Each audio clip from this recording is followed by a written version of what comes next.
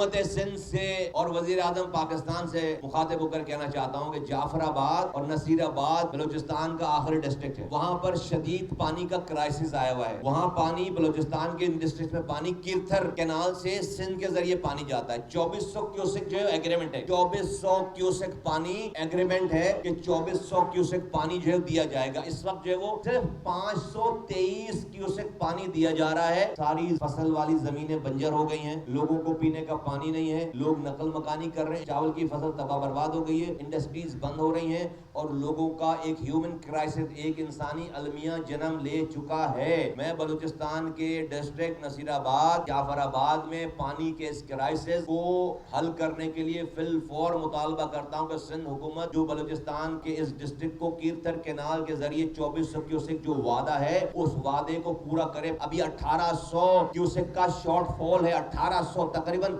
1800 kiosk پانی کا short فال ہے. اس شارٹ فال کو کم کیا جائے خدا کے واسطے، اور بلوچستان کے اس علاقے کے اس ڈسٹرکٹ کے لوگوں کو فی الفور زیادہ پانی دے کر وہاں کی ہیومن لائف کو بچایا جائے. وہاں پر ایک انسانی المیہ جنم لے چکا ہے. میں امید کرتا ہوں کہ تمام پاکستان کے ادارے جو اس بات کے ذمہ دار ہیں، جن کی جورسڈکشن آتی ہے، وہ برائے مہربانی ہماری اس ریکویسٹ پر توجہ دیں.